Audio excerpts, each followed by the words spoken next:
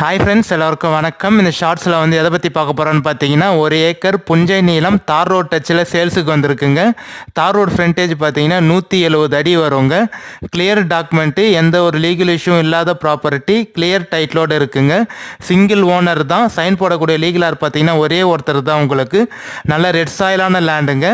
நீங்கள் லேண்டு பார்த்துட்டு ஓகேன்னு சொன்னீங்கன்னா நம்ம டைரக்ட் ஓனர்கிட்டயே சிட்டிங் உட்காந்து பேசிக்கலாங்க.